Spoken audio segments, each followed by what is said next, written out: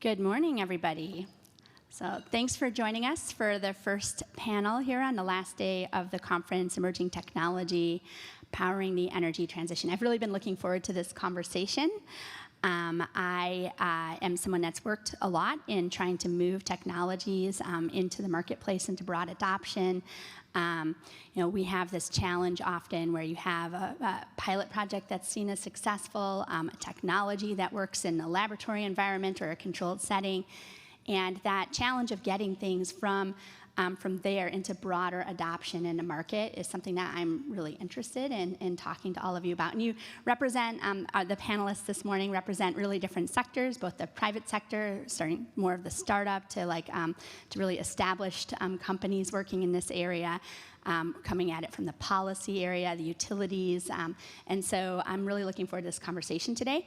And when we think about this challenge from the perspective of a startup company, we talk about really how do we get past the valley of death, right? How do we get from that proof of concept to really a place where we can see kind of economies of scale in developing a product and really getting that into market. I think that when we look at it more in the context of the energy transition writ large, it's really more of maybe what we might call the bridge to financeability, right? So where we're really moving from these, again, sort of early proof of concept types of projects, these demonstrations, to really where we can really finance these in a meaningful way and really get them into a market in a way that they're cost-effective solutions for people, communities, utilities on the ground. And so that's the conversation I'm interested in having today. All of you have experiences in this area, and how do we do that? How can the state of Alaska help promote some of that for some of these technologies that we're interested in? And with that being said, I'll kind of just, you all have the full bio for our speakers, just like everyone else here. I actually want to give a quick shout out. I've been on the organizing committee for this conference this year and last year. We actually have over 800 attendees this year. That doubles the number from last year. So I just want to give all of you a round of applause. Thank you so much for spending your time, your week here with us today. I really appreciate that. And especially the folks that are actually working behind the scenes to organize this. We have a really fantastic team with Toast to the Town, and so you don't see too much of them because they're making all the things happen behind the scenes. So I really want to applaud the excellent work that their team has done here. So thank you.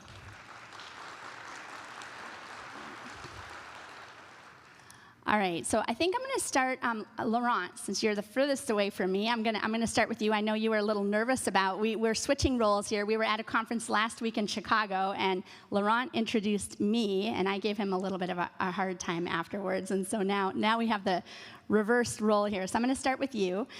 So Laurent, you're the CEO of Renewable Solutions, but you are also the research director of SETI, which is a utility organization that really is pulling together a lot of utilities from around the world that are working in really innovative spaces. We actually just looked up what it stood for this morning because none of us knew. So it's a Center for Energy Advancement through Technology Innovation. And I'm really impressed with what the utilities are doing, and they're very forward-thinking. These are large utilities from all over the world, and so thank you for taking the time here today. And then I also know you, or I met you. You're from Hawaii, so this is our neighbor state here. Also, that has been working in a lot of similar areas. And so, do you want to? I'll actually just kind of run through everybody here really quickly, and then I'm going to turn it back to you. So if that's all right. Jennifer Gordon, we've had a chance to speak a couple times. You actually reached out to us months ago, interested in joining us up here in Alaska for this conversation today. And you are the director of the Nuclear Initiative for the Atlantic Council. And so I'm glad to hear a little bit about what you're doing and thinking around nuclear energy. Rich, Vorberg, I guess I have to look at my notes here. So you're the president for North America of Siemens Energy, and you have a lot of pretty interesting projects going on. We talked about a few of them yesterday, and so really looking forward to hearing a little bit more about that and what you're doing in Alaska, too. And then Tom Shea, You're no stranger to Alaska. I think that in addition to your role as president of Northern Pacific Airways, you're also on the board of Launch Alaska, I learned. So you've been spending some time up here with us. So anyway, I'm going to turn it back over to you, Laurent. Tell us a little bit more about yourself, why you're here, why you're interested in Alaska, and what your thoughts are. Yeah, absolutely. Yeah, I'll be a little brief, but yeah, I have to say, I was a little nervous, for today because I know it's payback time for me. So, yeah, I'm Laurent Nassif, as you just mentioned, CEO for Renewable Solutions, which basically is trying to develop projects all across North America and all type of projects, renewable projects, with a big emphasis on renewable gas, renewable natural gas, hydrogen, and also liquid. And then also with CIADI. And you provide a description of CIADI, and I think it's particularly relevant for us in Alaska because a lot of the companies that are part of CIADI are in Canada or in northwest part of America, which have very similar type of setting, as Alaska. A little bit about me very briefly. I have 2 master and a PhD in engineering. I have an MBA, and I also am a certified assessor for the International Project Management Association. So everything that I look at through 3 lenses. Is it technically feasible? Is it implementable? And is it economically viable? Thanks, Jennifer. Thank you. And before I start and before I introduce myself, I just want to thank you, Gwen, for putting this panel together. And I also want to thank the Office of the Governor and everyone who pulled this incredible conference together. I work on a lot of conferences, and I have been so impressed over these last few days. So a little bit about the work that I'm doing at the Atlantic Council. Over the last several weeks, I've told anyone who would listen that I was about to be in Alaska for the very first time. And anyone, if they hadn't stopped listening to me by then, would say, well, you work at the Atlantic Council. What are you doing going to Alaska? What's with all this domestic work?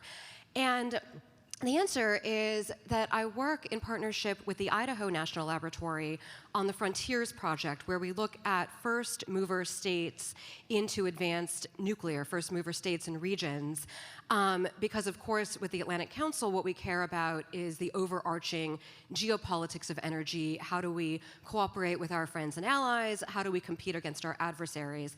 And, of course, you can't export what you're not making at home. So I think Alaska really has a crucial role to play in leading the United States in the creation and the deployment of advanced nuclear. And I think that will allow Alaska to really, not just be part of the energy transition, but also to lead in the energy transition. Rich? Oh, good morning, everybody. Uh-oh. Let's do it that way. Good morning, everybody. My name is Rich Forberg. I'm the president of Siemens Energy. So we say Siemens Energy, and people say, oh, you're part of Siemens. Well, we were part of Siemens, but about 20 months ago, we split off from the big 360,000 employee company to now we're just a small startup of about 90,000 people. So our focus, though, and it's been great because now we're our own stock-listed company, and we're able to really focus on the energy transition. And that's what we're doing. Anything in regard to traditional power, so the typical gas turbines, steam turbines, nuclear on the secondary side, not on the primary side. And then we've also got some new areas. We've got our wind turbine side. We own 100% of Siemens Gamesa, which is a major wind turbine company for onshore and offshore. As of February 1st, we own that outright now. And then in between that, we've got the hydrogen. So some of the new fuels coming up are power to X, as we call it. And hydrogen, we make one of the world's largest electrolyzers. So it's our electrolyzer is about 18 megawatt unit. And we've been deploying that around Europe, and we've actually signed a couple of orders now here for North America. And we're looking at scale. So people say 18 megawatts, that's a big unit. We believe that's what you need to be for scale, and it's not just an 18 megawatt unit, it's multiples of the 18. We just signed an order recently for 100 of those units. So 1.8 gigawatts in South Texas of electrolyzers going in, hopefully by 27, 28 timeframe. So we're excited about that. And then the other side of our company is around transmission. How do you tie all this generation together? You need the transmission side. So whether it be high voltage DC, regular transformers, those type of things is what we do. So what that allows us to be is broad-based when it comes to the energy transition, sort of that front to back. And you know, I always say to people, we're unbiased, but as soon as you say you're unbiased, everybody knows you're biased. So we're trying to be, we're such broad scale that we can be relatively unbiased is maybe a better way to say that. And really glad to be here and appreciate the opportunity to talk about this subject because we're real passionate about energy transition. Thank you, Rich. Tom? Hi, good morning. My name is Tom Shea. I'm the president of Northern Pacific Airways. We were part of the team that bought Raven Alaska out of bankruptcy back in 2020. So glad to be here. And you might wonder, well, what's an airline guy doing on this platform, talking about this emerging tech? And we see our role from the industry as being, you know, helping to encourage and to support the role of deployment, of adoption. So my history, my background, having studied physics at Harvey Mudd College, actually started my career early at JPL, got to work on the Galileo and Cassini Deep Space Probe projects. I'm a little bit embarrassed. I think I'm the only one that had slides for my intro.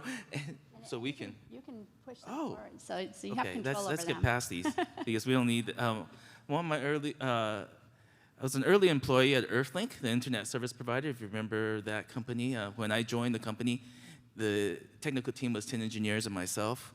We were working out of a converted dentist's office. That first month, we had to tear down the wall to the lawyer's office next door so we could grow our servers. So as VP of engineering, I helped grow that team of 10 to 450 engineers nationwide. And through our IPO, we were one of the first .coms, $1.2 billion IPO on the NASDAQ exchange. Today, I serve as a trustee also on the board of a couple of institutions, including Launch Alaska. And back in 2020, I had launched an airline in Southern California called Float, so which stands for Fly Over All Traffic. And one of our goals with Float Shuttle was to take people over traffic, reducing 3-hour commutes to 15 minutes. And our intent was to be the first adopters of the early e-tolls, e-s-tolls, that we saw billions of dollars being poured into development, but no one really focused on the operating side. And we wanted to be the first operators. So our intent was to start with conventional aircraft, build a ridership, build a business model, and then upgrade the technology as that grew. Then, of course, the pandemic hit in March of 2020, and that's been on pause. That's when we shifted, came up here, saw a need, an opportunity with Raven Alaska. I was grateful to get that back up and running. This is our team there, and just recently launched launching a new airline called Northern Pacific Airways that will fly Trans-Pacific, connecting Asia and the lower 48 through a hub here in Anchorage. So we've acquired 4 757s now. Our first flights will start commercial flights will start in June, but not Trans-Pacific quite yet. And that's a quick intro. So a later slide, you will see that we signed a number of LOIs with different companies and energy companies because we see a future in the aviation space, using renewable energy, and so we want to be part of that movement. So I'm going to go ahead and I have a few questions that I want, but I'm really hoping that we can spur some conversation both with the panelists and then also with the audience. So I think most of you have been here for the last couple of days, so you're familiar on how this works. You can submit your questions to Slido. They show up here on this iPad that I've got. So please feel free to put your questions in on that app, and then we can incorporate them into the conversation that we're having up here. But I want to just start out quickly with tying into something that you mentioned, Rich. So you work on transmission, and so one of the things that we're always looking at is like how we're actually getting energy to market, right? And so when we look at one of the big conversations is the grid of the future really going to be more disaggregated, right? Are we looking at transmission? Like what is the role of transmission versus like independent nodes? Like in Alaska, we have wound up building out our generation and distribution networks around a bunch of kind of independent microgrids, whether those are in remote rural communities or here even on the rail belt where you've got independent service territories that sort of overlap and sort of this overlapping microgrid framework. What are I'm curious about your thoughts on that. And then Tom, you mentioned the work that you did at Earthlink for 10 years. And so this is really an example too of where with Earthlink and just connectivity in the internet, right? We've really moved to this really disaggregated, decentralized model for communication, information economy. And so like how do you guys see that in terms of the future of our energy industry? Do you view it as more disaggregated, decentralized, or is transmission still going to be a pretty important piece of that? Rich, do you want to start? Sure. So I think transmission is still going to be extremely important because we like to talk about 3 areas of the energy transition: the reliability, the sustainability, and the affordability of it. And reliability comes with a good, solid transmission grid. So if you're working in small individual nodes, in the microgrids make a lot of sense, but they've got to be interconnected as well. Otherwise, you're down to single points of failure, and that's never a good situation. And when I look across the United States, the big problem, and nobody really wants to talk too much about, is transmission. Generation sexy, wind turbine, solar, everybody loves to talk about that. When it comes down to transmission, everybody's like, it's just wires and big things that hum, and as opposed to big turbines that spin or gas turbines that make a lot of noise. But the transmission side, my big fear is we're going to create all this great renewable energy, and we're going to strand it. We've got 30 gigawatts coming up in the Northeast. We've got some floating, hopefully, on the West Coast that we're going to see, and we've got to connect that back into the grid. And when you look at the way the grid was designed to end at the coasts. So if you think big wires to small wires, by the time you get to the coast, you've got small wires. And now you take in Northeast 30 gigawatts trying to plug in to small wires. You're going to end up with trouble if you don't do a lot of work when it comes to the transmission grid. So the one thing that keeps me up at night is the transmission grid, because trying to run it from state to state and permitting, we just signed a project, Transwest, that's been in the news recently. 18 years to get that project to the point that it is today. A lot of that was down to permitting. We just can't have that anymore, and that's taking Wyoming wind power down towards Las Vegas area. And so I think, to get back to your question, when you look at Alaska and you've got these individual nodes, how you can connect them to get that reliability is extremely important. And there's many ways you can do that. HVDC is a great one to connect long distance with limited amounts of losses. The problem you've got on HVDC is there's a limited number of players, generally 3 in the United States. We're one of them, and we're all full. So deliveries on HVDCs are 27, 28 right now. So anybody out there that's planning to do anything on HVDCs, start planning today, start getting your permits. Well, I think the internet is a great analogy, right? You think about the onset of the internet created this huge shift in terms of decentralization of information.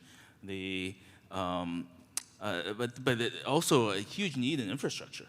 Right, so when we were just talking about the panelists up here, we were talking about transmission yesterday, not just in terms of electricity grid, which is crucial, and that allows for the the ebb and flow of centralization, decentralization, and combination of them all, but also the transmission of other fuels like hydrogen, right? So we're talking about pipelines and virtual pipelines, and all those are necessary, right, for this new energy economy that we're looking for.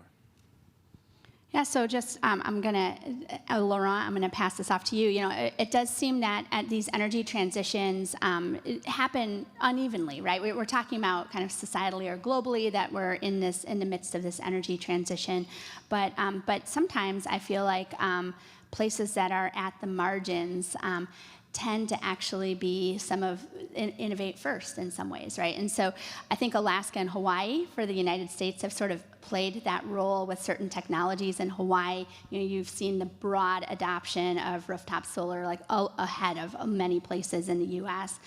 And here in Alaska, you know, we have a bit of a unique sort of energy market here in that we have 120 utilities in the state that are certificated utilities, and a lot of them aren't economically regulated, and so that means that they have the ability to take calculated risk around deploying or testing new technologies in ways that other utilities might not. And this is primarily in our rural, remote communities. So we've seen a lot of innovation, a lot of testing of new technology, of pushing the envelope in our rural, remote communities, and that's sort of true in Hawaii too. So things that we sort of view as mainstream, like, for example, having a community capable of operating with the diesels turned off of 100% wind energy, is something that we've been doing here. That's not super mainstream, right? And in Hawaii, you know, we work with you quite a lot, and it's interesting to see where Hawaii has really been pushing the envelope with hydrogen, with renewable fuels, right? And Laurent, you've sort of been at the center of a lot of that work. And so can you talk a little bit about why Hawaii? Why are things happening there that maybe aren't mainstream yet? And how do we start to move those to mainstream? What can we learn from Hawaii? Oh yeah, absolutely. And to relate it to what was just discussed too, you know, a big part of the reliability is, of course, you know, transmission and distribution, but the other piece is the storage piece, right?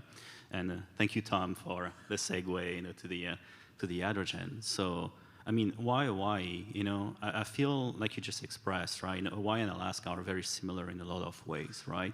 We're these two odd states, you know, as part of the United States, you know, that are like, you know, really creating all this innovation, you know, starting all those different things, you know, before they even become cool, right? So the microgrids, geothermal, the nuclear reactors that we're going to talk about, I'm sure, too, you know, all of those things, right? And of course, hydrogen. Hawaii has been having hydrogen in their blend, you know, for more than 100 years. 50% for 65 years, and then up to 15%, you know, since 1974. And so hydrogen blending, you know, is a reality, you know, in Hawaii, right? And it's not something that we think twice about, right? But now, you know, people start to realize, well, you know, can we do blending, you know, of hydrogen, you know, in other places, right? And they forget about, you know, Hawaii. So I think it's important, you know, and this venue is really important in that way, you know, to kind of like spread the word on what Alaska and Hawaii have been doing on those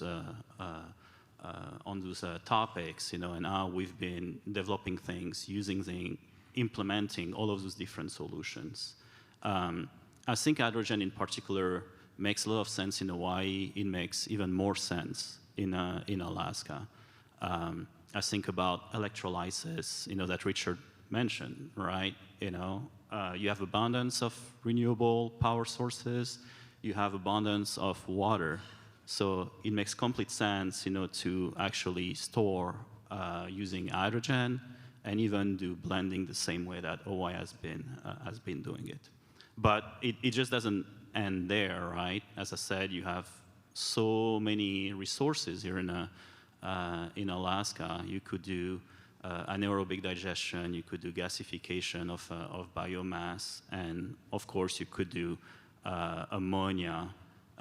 So all of those different things, you know, are like, you know, really, really attractive and implementable here in Alaska, both in Anchorage, Fairbanks, but also in remote areas or even in the North Slope.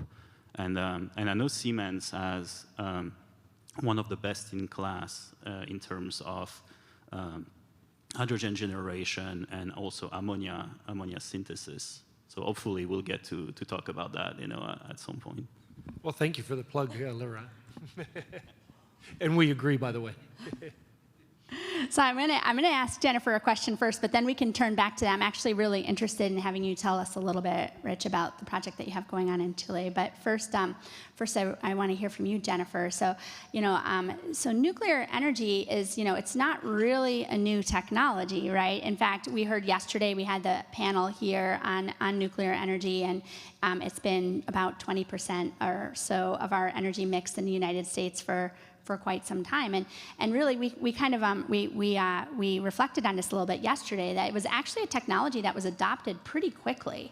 Once it was sort of identified as something that had the potential to meet our energy need in this country, we fairly quickly moved to adopt. The utility industry, I would argue, when they see something that's better, that they see works and that's economic, they actually can pivot pretty quickly and adopt technology, right? And so, so today's nuclear looks quite different from those legacy generators or systems that we've installed in the country. And so, we're looking at these, smaller micro reactors, modular nuclear reactors. You can have a bit of a word salad, advanced reactors, But I'm really curious. This is one of those technologies that we have a tendency to be like, oh, it's almost there. It's a few years out, And the question I get from the utility folks all the time is, when can I actually make a decision around this technology, right? How do we get to the point where I can make an actionable decision around including this part as part of my future energy portfolio? And I'm curious to hear from you. Maybe you can answer that question, but also just what's the role of government? What's the role of the public sector in sort of moving these technologies to broader adoption, or where the utility industry can feel confident in being able to make actionable decisions around a technology like that? Yeah, absolutely. Thank you so much, Gwen. And I would add in that shout out to the current existing nuclear reactor fleet, it's about 20% of our energy in the United States, but more than half of our clean energy in the US. So we really have our existing reactor fleet to thank for, I think, how far we've gotten towards decarbonizing the power sector. Now, you're also right that the microreactors actually exist as well and have existed for decades. They're powering our fleet of nuclear submarines right now. And we heard about that more yesterday. I think, in terms of what utilities can expect, looking right now at, I think, DOE and DOD projects demonstrating and being able to put power on the grid, starting within the next few years. I think Eielson is supposed to, go live by 2027, and I think,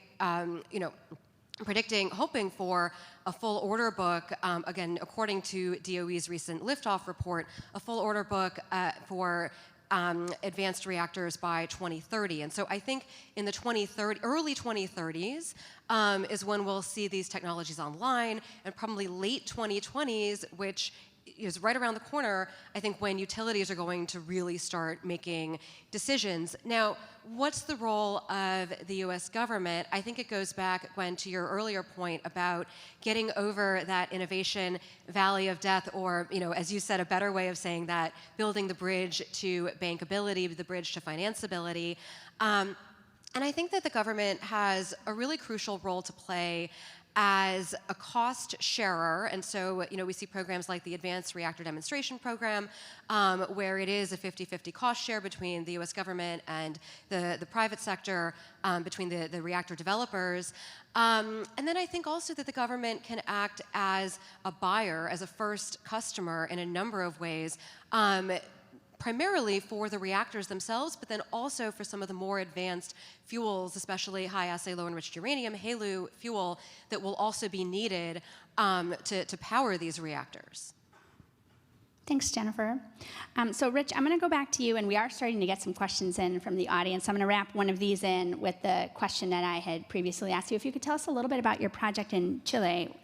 We have a question here about what size of projects you typically take on. So there's a question around that. But if you could also give us a little bit of information around your project in Chile. That would be really great. Yeah, sounds good. So maybe just on the size of the program. So as you look before the IRA, we focused around an 18 megawatt reactor or electrolyzer, and we started having customers saying, "That's awful big. Could you do half of an electrolyzer? Could you do a third of electrolyzer?" And when you look at our competition, they're kind of in that 1 to 5 megawatt range. So that's where we were trying to be brought back to. We believe scale's got to be the real reason to make this work, because it's got to be done on a large industrial size. So pre-IRA, it was half, a third. Maybe we would get a customer in Europe that would stretch them out to a full electrolyzer. Once the IRA happened, is how quickly can you get us 100 of these things? And it was like an overnight switch. And what we saw is a lot of the projects that developers were working in Europe, suddenly they came into the United States going, all right, now we see where the market is and we see where that opportunity is. When we look at a project like we did in Hariuni in Chile, so think at the bottom of southern Chile, and the wind just blows and blows and blows, and all that wind is going by and lost. Every day you're losing a little bit more, and everybody always says, well, how do we take that great wind energy and bring it to the rest of the world? It's hard to transfer wind. So a company named HIF, H-I-F, came up with a great idea, and they're utilizing one of our wind turbines tied to one of our electrolyzers. So the wind turbine produces the electricity produces the hydrogen, and that's kind of our scope of the project. And then from there, it gets transferred to a process that takes it to an e-gasoline. And what they also do is they have a direct air capture that sits right beside it. So they're taking the CO2 out of the air, combining that with the hydrogen to get to the e-gasoline. Now, Porsche on the other side is part of this project as well. So Porsche has, their Porsche owners, especially in our home country of Germany, as Siemens Energy is a based German company, they always want to say, we want to keep our Porsche cars, our gasoline-fired cars, but they got to be green. So how do you do that? This is a solution that they've come with, is to make it green. Now, this is in a pilot stage. I think the wind turbine's about a 2 or 3 megawatt. So it's not on a large scale, but it's really proof of concept. And probably 3 or 4 months ago, we were actually getting the first Porsche brought a car down, and basically it came right out of basically wind right to e-gasoline, and they put it in the Porsche car and drove the Porsche away. So it's proven, it's done. And now they're looking at how do they expand that opportunity. So it's those pilots that we need to start with. And now we're getting beyond the pilot stage to really getting up to the scale-up stage. So, and that's the same company that I talked about, the 100 electrolyzers of 1.8 gigawatts in South Texas, sitting next to the South Texas nuclear plant, getting the electricity from there. HIF is the owner of that project, and they're the developer of that. And that looks like that's going to take off here very quickly. Thanks, Rich. So Tom, since we're on alternative fuels or on synthetic fuels, one area that I've been curious about is the aviation industry. And Anchorage here, we routinely are one of the 5 main cargo hubs, right? And you actually, let's throw up that other slide here if we can. Oh, what is this? Or miss it. Can you throw up the one with the globe, please? So, if you can. But anyway, they'll find it for us. So there we go. Okay. So there we go. So you can kind of see, I think when I speak with folks from DC, a lot of times they're surprised to hear that often folks coming from Asia transit through or fly over or stop over in Alaska, right? Because it doesn't feel like on the flat Earth paradigm that makes a lot of sense, right? So we wanted to go ahead and share this particular this particular view of the globe. But I do think what I'm interested in is how do we maintain our relevancy as one of the main cargo hubs? And how does the fact that the aviation industry is transitioning to lower carbon fuel alternatives, what does Alaska need to be thinking about to stay relevant in the future of the air industry? Yeah, well, I think you can see from this globe that we're tremendously strategically located in the world. I mean, we are halfway. We're in between. We're in the middle. We're in the middle between Asia and North America. If you draw a straight line from the major cities in Asia to major cities in the US, you see it crosses over Alaska. It's clear from this vantage point. And that is why, Ted Stevens Anchorage Airport is the third busiest cargo airport in the world. It's not because, and one of the reasons, and it's actually fuel related, is not because the cargo 747s can't go nonstop, right? They've got plenty of range; they can go nonstop. But to carry enough fuel to burn, to fly for 16 hours, that's really heavy. You end up burning fuel carrying that fuel. By just carrying enough fuel to come halfway, not only increase their cargo capacity, but they also save. For us, if we stop our Trans-Pacific halfway refuel, we save 20% in fuel savings just by doing that, just by refueling halfway. So we're extremely relevant, just geographically located. Can we also take a leadership position, right? Given our position, can we take a leadership position in generation, in exporting? Can we home grow it and be just where we are? There's energy-hungry countries, to the west of us, and we're the shortest path. I think we should really be investing in that. And when we think about even our relevance on the globe as a meeting place, one of the things that Northern Pacific is going to go out there marketing to our endpoints when we start flying to Tokyo and Seoul and to New York and Orlando and is this idea of meet in the middle, which is what we're doing right now. Because there are folks who are counterparts flying from New York to Tokyo or Seoul to LA, and they're flying 16 hours to get to the other side. We're saying, no, just don't stop that. Each side fly 6 hours, meet in the middle. Meet in the best state in the United States.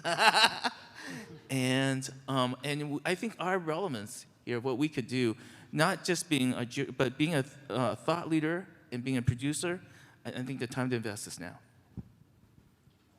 All right, so going back to our questions here, so this is for Laurent, and then I'm going to have one for you, Jennifer, next. But do you think that we will be able to blend hydrogen into our natural gas pipelines in Anchorage to postpone running out of Cook Inlet natural gas? So that's the question that we have here. Is this something that we could be doing in Anchorage, and what would be the business proposition or model for that? How we might think about that? Yeah, so the answer is absolutely.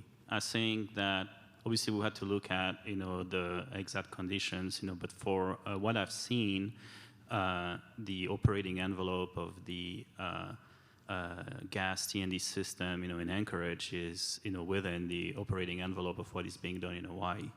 So you could totally blend it, and we've proven that you can blend it, and I think that's a great solution, easily implementable. I think you're going to have to do that in steps, though.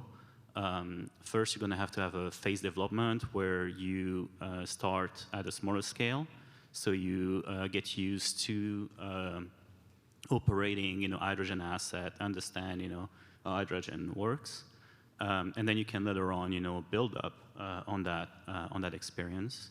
I think the other thing that you need to think about is hydrogen has a lot of advantages, especially on the blending side, but it also dilutes your energy content, right? So you want to make sure that you start, with a small percentage of hydrogen, maybe 10, 15%. So customers will not see any impact, any difference, really, with what they're used to. And then down the line, you can continue increasing, the amount of injection. But absolutely makes complete sense, to do in Anchorage, and could be implemented, very quickly, actually. And Laurent, you said earlier, I think, How much is hydrogen in Hawaii? What's your percentage today?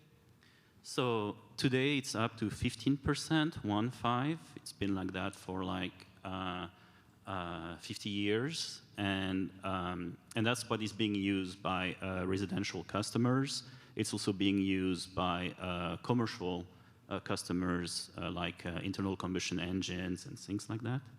And before that, it was 50%, 50. So that's what the transmission and distribution system has seen for like, more than 100 years. So, yep. It's a great example of the naysayers. You can say, we do it. I think Hong Kong is something similar along those lines. Eastern Germany, before the wall came down, was the same thing. We know how to do this. And everybody thinks it's a huge step to get there. And I think we've got the use cases, right? Yeah, absolutely. I mean, there were a lot of places that used town gas before, right? Which was like, 50% hydrogen. And I'm still surprised. I was saying that, like even last week, I heard someone saying, oh, you can't blend hydrogen with, with natural gas, right? And I'm like, well, I've seen that being done for 100 years, so I think you can. And I think if you look at what we just did, we announced it yesterday or the day before. Constellation Energy, they've got one of our large gas turbines. It's about a 260, 270 megawatt gas turbine. And we got them up to 38% hydrogen. And, that's 6,000 pounds per hour of hydrogen that's running through that. So we blended it. It was almost a non-event. The engineers said, I said, well, why didn't we get up to 50 or more? And they said, frankly, we just kind of ran out of hydrogen. And I think that's the challenge, is getting enough hydrogen, getting enough hydrogen at the right cost. And that's why we're going to build that infrastructure of hydrogen to get the cost down, to get enough of it out there so that we can start driving it into power generation as well. So, Rich, we just need one of your electrolyzers. Can you just leave one of those behind here for us? We'll put you in line right now. It's a little bit of a seller's market, so we're all building up capacity right now, and I think you've seen that ourselves as well as our competition are all building factories because, frankly, nobody thought it was going to expand as quickly as it is, and we're all building gigawatt factories right now. Right, and to what extent do you think that that Department of Energy's investment in these like 10 regional hydrogen hubs and really trying to build out this? I mean, we've talked about a hydrogen economy for a long time, right? Like, so I remember reading Jeremy Rifkin's book, The Hydrogen Economy, 20 years ago, right? And we're not there yet. The federal government's putting a big effort into really pushing hydrogen forward. Do you think we're kind of going to get over that hump? Are we going to get to that place where we're really have broader applications for hydrogen, the hydrogen economy? I think we're probably as good as we've ever been right now. It's similar to fusion, as we talked about earlier. It's always been a little bit beyond our grasp. I think hydrogen's kind of towards our grasp right now. But one of the things we've got to do is start building out the infrastructure, the pipelines, the ability to get it from a central place that we make it to the points of use. And I think once we can get that sorted out, then we can start producing enough of it, we start seeing the price come down, and then it really starts taking off. But the $3 per kilo or up to $3 per kilo of the IRA is the game changer that we're seeing, and that's going to start kicking off the infrastructure that's needed. And to your earlier question, Gwen, we do need that to be produced here in the Cook Inlet. And one of the reasons is, we're hoping, and this is on the slide next on our airline, is we're hoping to start flying hydrogen aircraft in 2025. And if there's a slide we can put up there for folks to see that, we've signed LOIs with hydrogen aircraft producer and conversion units of our existing aircraft to hydrogen power. We hope to fly them by 2025. Where's the hydrogen going to come from? We want it to be built here. Get us on the list. You got to bump us up. But I think what you also need to do is start building it. the infrastructure, the renewable sources, the wind turbines, the geothermal, and I think that's what Alaska needs to do is you've got the resources, you got to take those resources to turn it into electricity to make to that hydrogen. Laurent, before you jump in, I want to bring Jennifer back into the conversation. So, we are talking a little bit about hydrogen and nuclear, and these are technologies that there are some public concerns around, right? So people have concerns around nuclear. People also have concerns around hydrogen, right? Because there have been these like high-profile accidents that have occurred historically.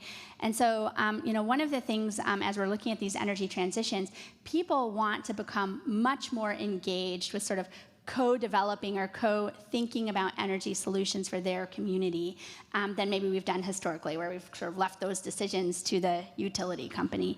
And so, one of the questions, whether it's hydrogen or in this case, the question is really around nuclear, is like, how do we really work with communities and the public, not just to, educate them, but really to kind of bring them into the conversation, trying to figure out what their optimal energy mix might look like in the future and how some of these emerging technologies that maybe there's some hesitancy around fits into that conversation. Do you mind talking about that? Sure. Thanks so much, Gwen.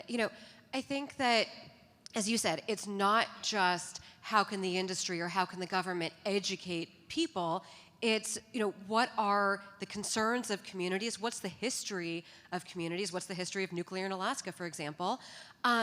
And so it's a two-way street. It is, the industry and the government have to listen just as much as they are talking, which might not always be, the easiest thing. But, I also think that, when we talk about use cases, Alaska and actually Hawaii too, if you can kind of get over the political issues, Alaska, I think, has such a tremendous number of use cases for nuclear, and as concerns about carbon emissions grow, I think we start to see greater public acceptance for nuclear. And so when you're looking at powering remote villages, again, without diesel potentially, looking at powering military installations, looking at mining and taking, all of the minerals that, the rest of you are going to need for the clean energy transition for the renewables out of the ground, it kind of, negates what you're trying to do if you have, the mining technology powered by diesel. So, rather than say a microreactor, and so you can actually use nuclear to decarbonize the full supply chain in a number of ways. And I think, again, Alaska kind of shows us how there are many different types of justification and uses for microreactors. It's certainly not a one-size-fits-all. But I think, again, to go back to the earlier question, it's really a conversation, and I think that the communities and industry have to kind of grow up around one another. And I think a great example of that is what Dow just announced. So Dow has a chemical plant in Texas, and they, like everybody else, needs to come up with a decarbonization plan. They signed up with X Energy to put outside of their fence a reactor next to it, and the electricity will go across as well as the steam to decarbonize a chemical facility. And I think people look at nuclear and say, oh, it's only just electricity. It's more than that now.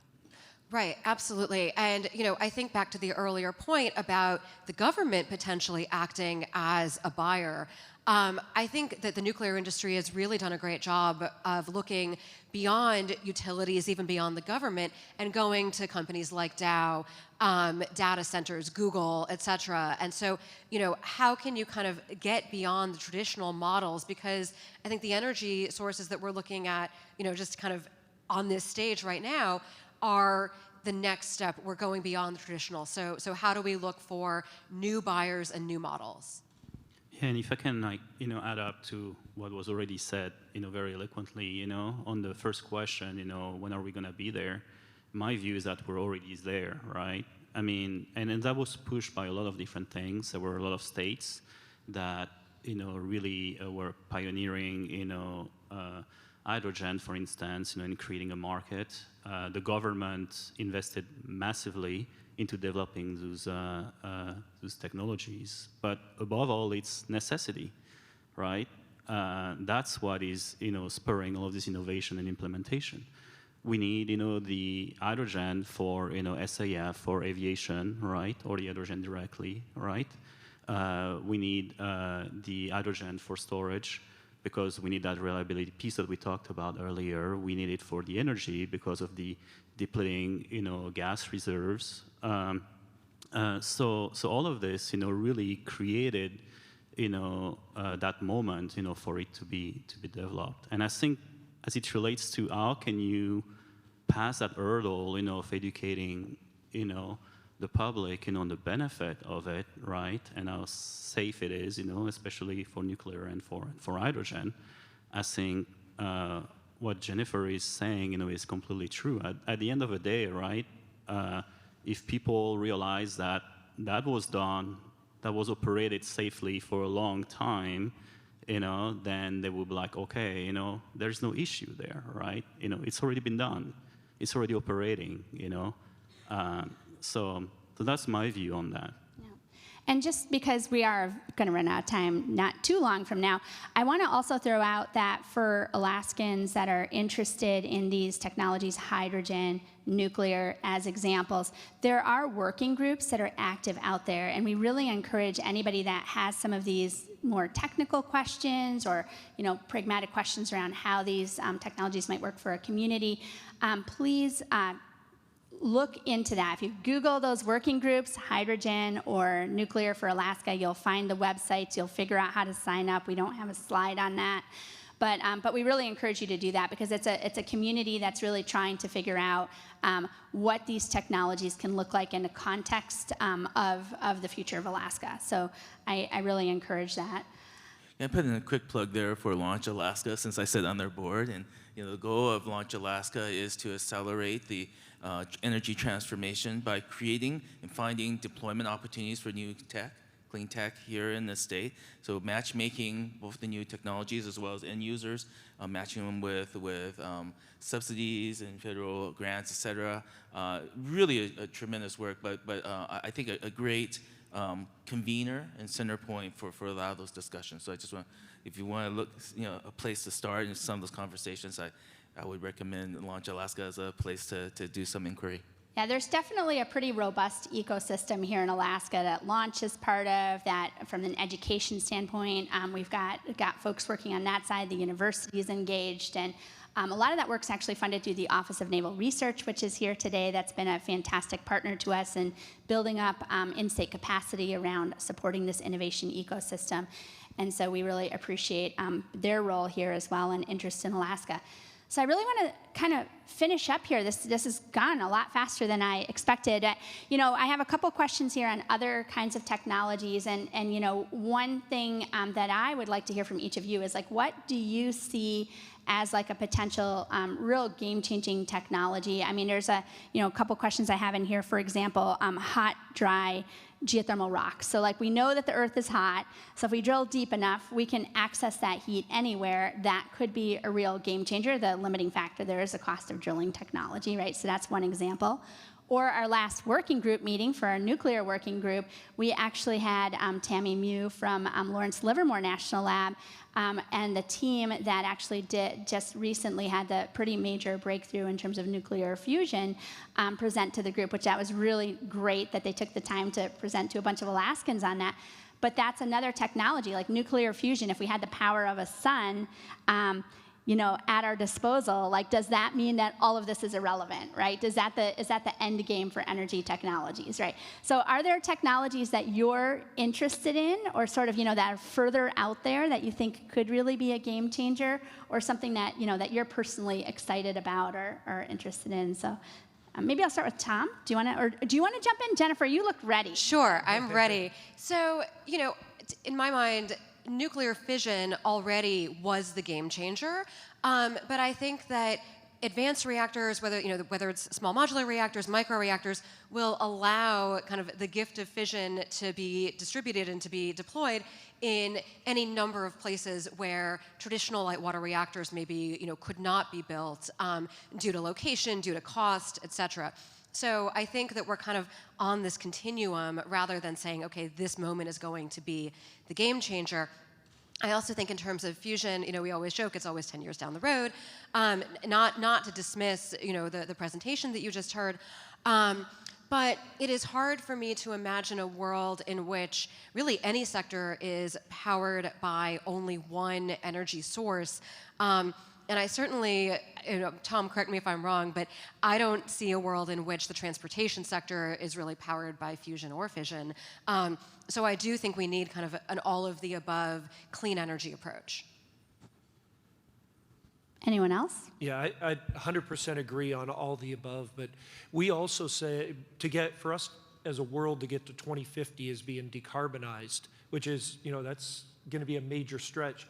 We believe only 50% of the technologies are already in existence. There's still another 50% out there. And that's why we've created 5 innovation centers around the world. And that's their aim, is go out there, go to the local area, work with the entrepreneurs, work with the different companies. We're tied with Breakthrough Energy as an example, trying to take those entrepreneurs, take those new ideas, develop those. And you don't know what's actually going to work and what isn't going to work, and you've got to fail and fail quickly, learn from that, and move on to the next one. And that one solution or those multiple solutions are going to be out there. We've just got to try it and figure out what those are. So, Rich, we have to set up the 6th Innovation Center here in Alaska. Let's work on that. Bring it on. Okay. Laurent? Yeah, and I promise I won't talk about hydrogen anymore, or waste to energy, or biofuels. I think in order I would start with geothermal, and that's already a reality in Alaska, in Hawaii too, right? But I think there is tremendous potential, especially in Alaska for that. Then I would go into tidal wave. I remember we went on the train, a couple of days ago, and the governor, pointed out, hey, this is where the tides are, right? So I think that could be a great new technology, for Alaska. And then cold fusion, yes, is definitely a potential game changer. But I really concur with what Jennifer is saying. I mean, based on my background, going from laboratory, breakthrough, all the way to implementation, there is still a long road ahead. And to be, ending with something that is a little bit outside of energy, but still related, I think AI is going to be a big paradigm shift for all of us, and it's going to even affect energy. Tom? Yeah, so in all the above, I think that the big bottleneck we just talked about is transmission. I mean, so if there was if there was a breakthrough in transmission, that would be huge. I mean, so maybe things like that are being developed, like laser. I mean, that could be a game changer, right? So going back to the example of the internet, right? The connectivity is what shifted everything. So if you think about fusion and fission like being like the supercomputers of the world, you still need to get that. You still need to connect. Right, so where's that infrastructure?